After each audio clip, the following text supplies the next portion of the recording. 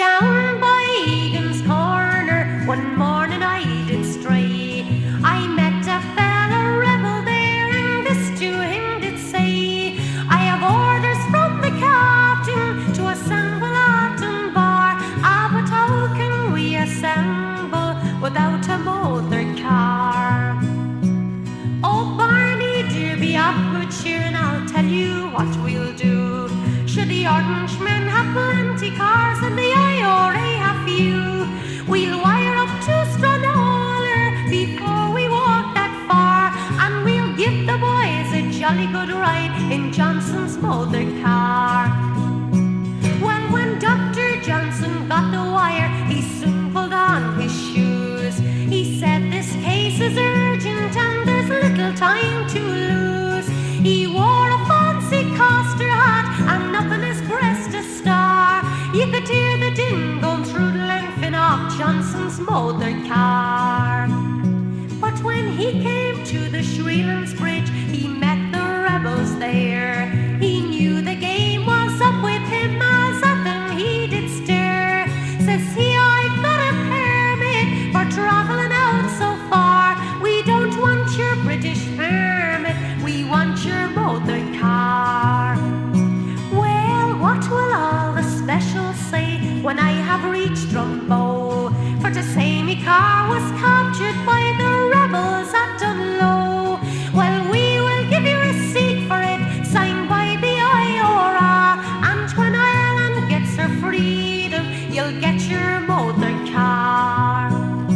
Well, we set the car in motion and filled it to the brim, with rifles, bayonets shining, sure old Johnson, he looked grim. When Barney raised the Sinn Féin flag, we shot off like a star, and we gave 3 cheers for freedom and Johnson's motor car. When the specials heard the news, then it filled their hearts with scorn. They swore they'd have reprisals before that day was o'er. They searched the hills and valleys and the woodlands near and far, but the IRA were far away in Johnson's motor car.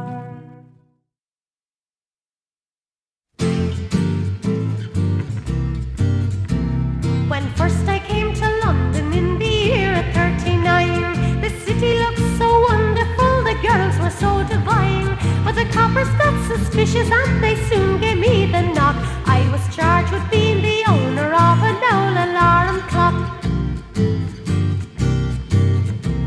Next morning down by Marleybone I caused a little stir. The IRP were busy and the telephones did burr. Says the judge, he's going to charge you with the possession of this machine, and I'm also going to charge you with the wearing of the green. I said to him, Your Honour, will you give me half a chance to show you how my small machine can make the polis dance? It ticks away politely till you get an awful shock when it ticks away the gelignite in the old alarm clock. Well, the judge, he takes a look at me and says, Do you hear, my man? For you and all your country I do not give a damn, but the only time you'll take is 9 or 10 years in Dartmoor docks. You've been counted by the ticking of your old alarm clock. Well, the cell, it isn't pretty and it isn't very big. This lonely damn old city would put many in the jigs.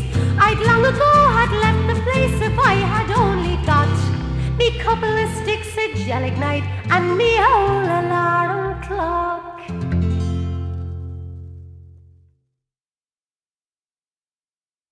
A great crowd had gathered outside of Kilmainham, with their heads all uncovered.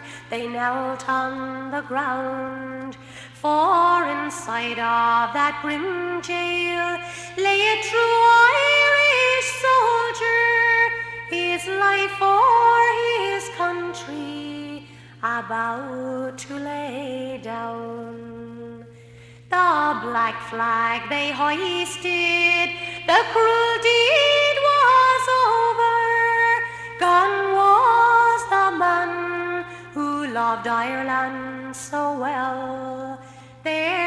was many a sad heart in Dublin that morning when they murdered James Connelly, the Irish rebel.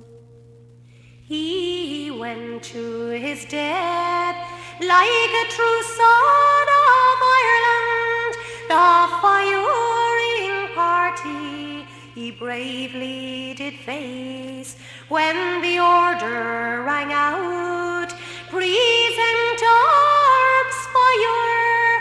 James Connelly fell into a ready-made grave.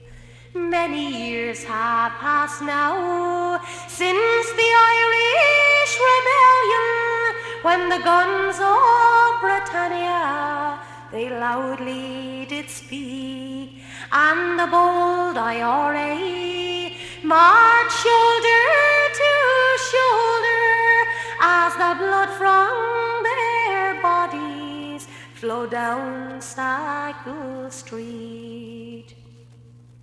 The forecourts of Dublin, the British bombarded, the spirit of freedom they tried hard to quell.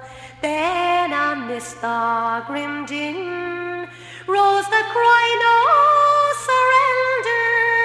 'Twas the voice of James Connelly, the Irish rebel. A curse on New England, you cruel-hearted monster. Your deeds they would shame all the devils in hell. There are no flowers blooming, but the shamrock's still growing on the grave of James Connelly, the Irish rebel.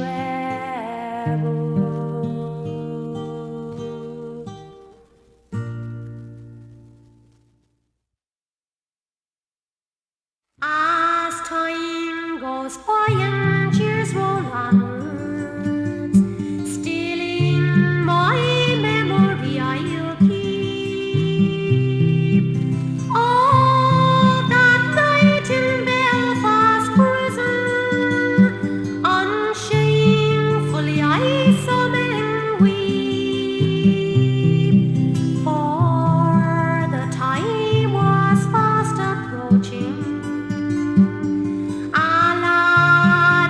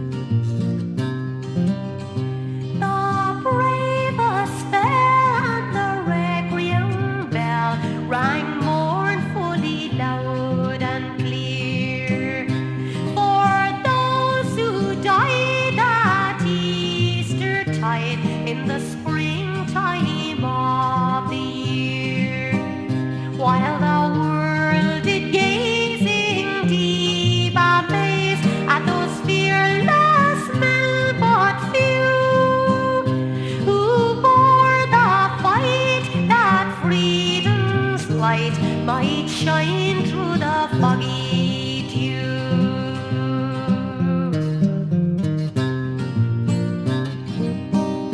As back through the glen I rode again, my heart with grief was sore, for that gallant band of fighting men whom I never shall see more.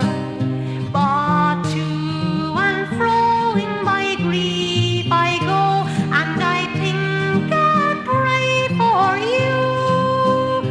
But slavery fled, oh you glorious dead, when you fell in the foggy dew.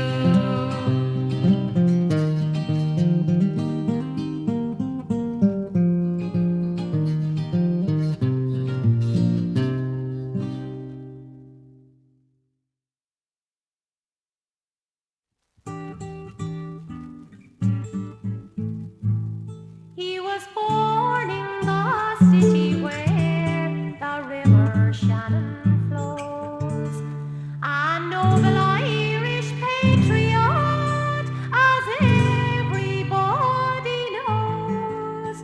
He loved our native language because it was our own, and Irishmen will never forget Sean South of Garryowen. The children in the city, they are asking, where is Sean?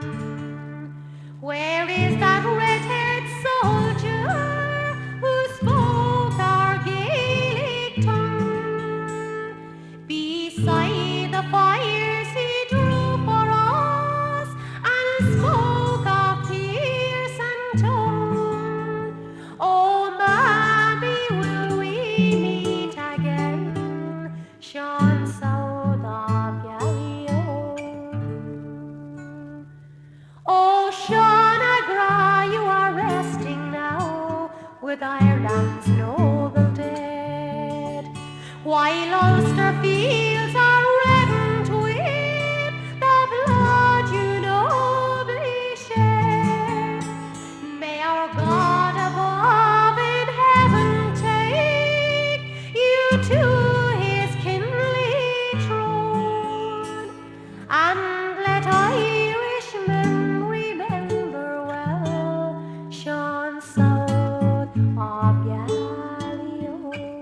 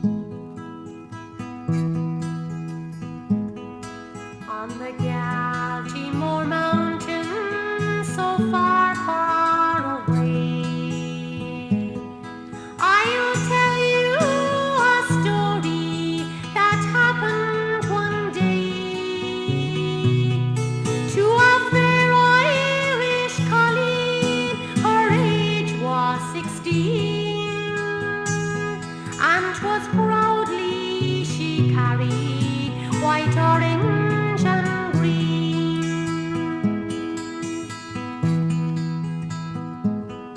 A bold English bobby by chance passed that way, and he spied the young maiden with a banner so gay.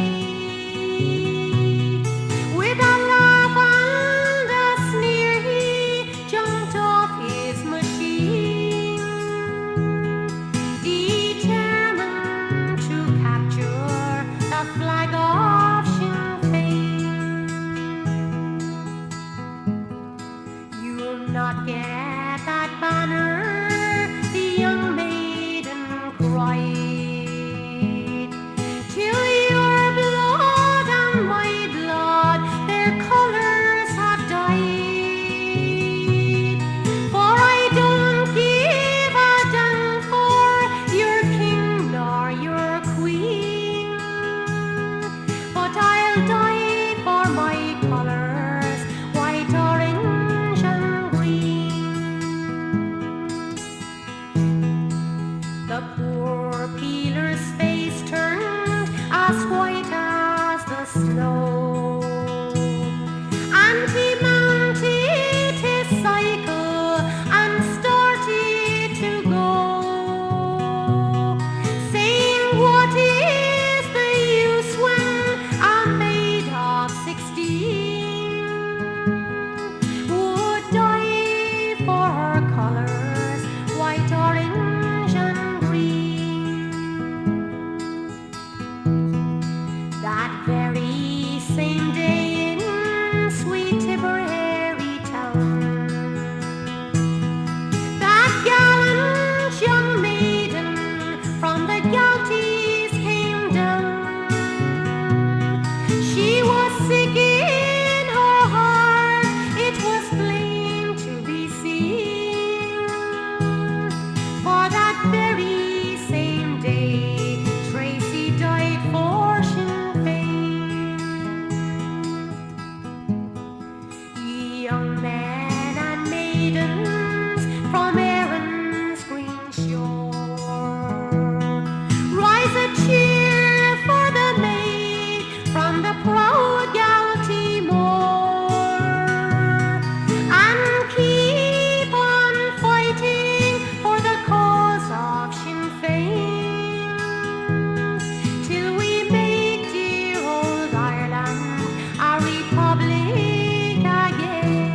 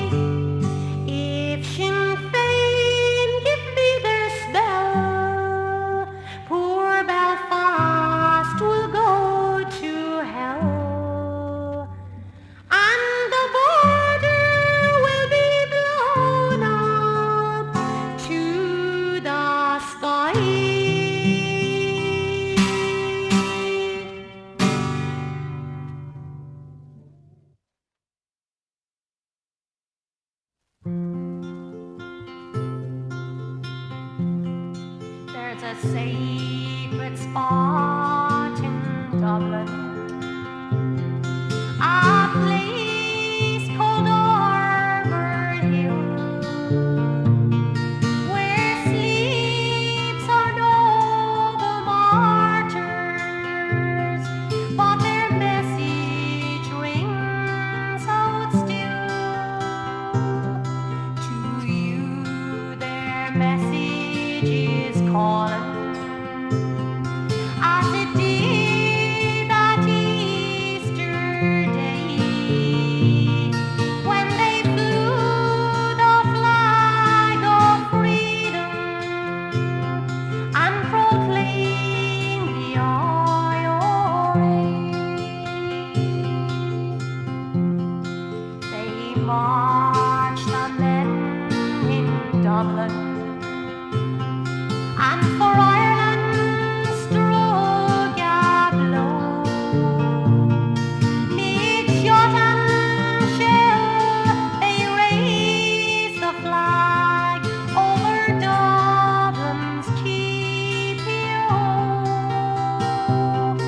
trying they to twist their cause. Free staters they may be, for Pierce had only one in mind: all Ireland's liberty. They followed Tone and Emmet, and faced a martyr's grave. We again must take their message, if our nation we must save. 6 counties still subjected, and are held by Britain still. Wake up and show devotion to the men in Arbour Hill.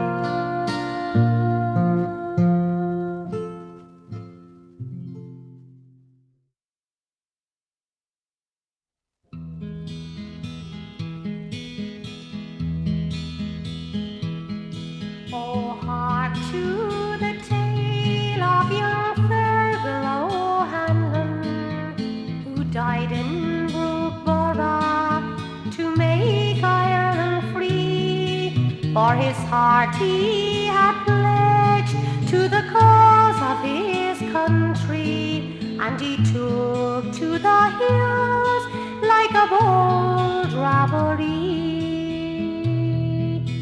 And he feared not to walk to the walls of the barracks, a volley of death poured from window and door. Alas for young Fergal, his life's blood for freedom on Brugh Borough's pavements profusely did pour. When the smoke and the din of the battle was over, and Fergal was borne by his comrades away, he asked them to fly from that place and take cover, but he died in the hands of the foe on that day. God strike from your hands all your hirelings and traitors, the weapons that murdered our brave volunteer. God grant us